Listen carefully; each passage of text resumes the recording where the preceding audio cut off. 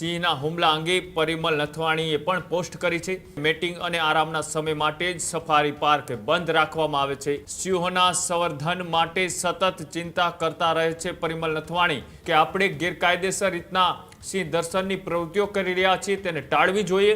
હજુ સુધી તમે અમારી ચેનલને સબસ્ક્રાઇબ નથી કરી તો અત્યારે જ ન્યૂઝરૂમ ગુજરાતને સબસ્ક્રાઇબ કરો, ફેસબુક અને ઇન્સ્ટાગ્રામ પર ફોલો કરો।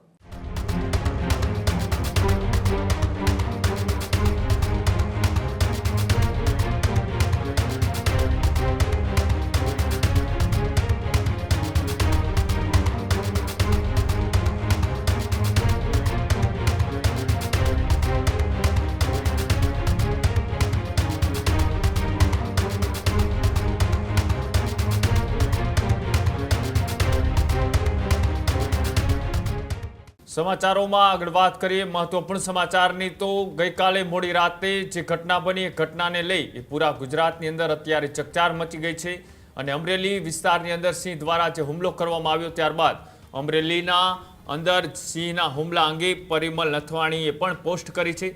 પરિમલ નથવાણીએ ગેરકાયદે સિંહ દર્શનનો મુદ્દો ઉઠાવ્યો। ગેરકાયદે સિંહ દર્શનની પ્રવૃત્તિ ટાળવી જોઈએ તેવી વાત એ પોસ્ટના માધ્યમથી પરિમલ નથવાણીએ કરી।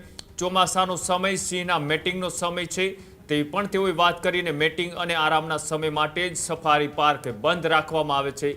ગેરકાયદે સિંહ દર્શનના ઘાતકી પરિણામ આવી શકે છે। સિંહને કનડગત થાય તેવી કોઈ પણ પ્રવૃત્તિઓ ટાળવી જોઈએ। સિંહ અને માનવના સહઅસ્તિત્વને આપણે જોયું છે તેવી વાત પણ પરિમલ નથવાણીએ કરી। સિંહોના સંવર્ધન માટે સતત ચિંતા કરતા રહે છે પરિમલ નથવાણી।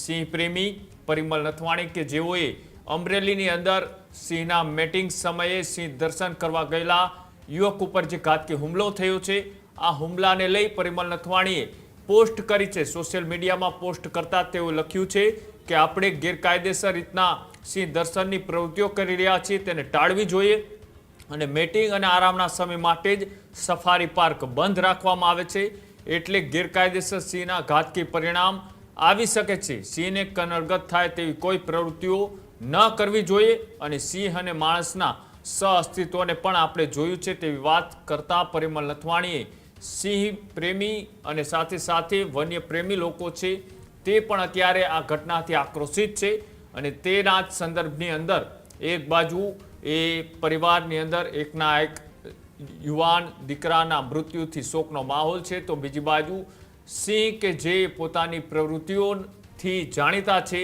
અને એ જગ્યાએ તમે સિંહ દર્શન કરવા જઈ અને તેને કનડગત કરો છો એ પણ ગેરકાયદેસર છે।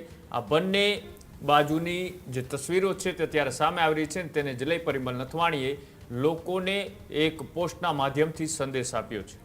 ખેડૂત ભાઈઓ છે ખેતરમાં ડ્રોન ઉડાવતા હોય છે ત્યારે આપણે એક પ્રશ્ન સતાવતો હોય છે કે જે આપણે અત્યાર સુધી જીપીએસ ટેકનોલોજી વાળા ડ્રોન વાપર્યા છે જેથી કરીને મોબાઈલ ટાવર છે અથવા તો હાઈ ટેન્શન લાઈન પસાર થતી હોય કોઈ વૃક્ષો હોય ત્યારે જે જીપીએસ ટેકનોલોજી વાળા ડ્રોન છે એમાં ટકરાય અને ટ્રેસ થાય છે પણ એગ્રીવન લાવ્યું છે જીએનએસએસ ટેકનોલોજી ડ્રોન જેથી કરીને એ ડ્રોન છે એ કોઈ જગ્યાએ ટકરાય નહીં પોતાની રીતે જ ડિસિઝન લે છે ને મૂવ થઈ જાય છે જેથી કરીને જીએનએસએસ ટેકનોલોજી ડ્રોન છે એ વાપરવાનો આગ્રહ રાખો।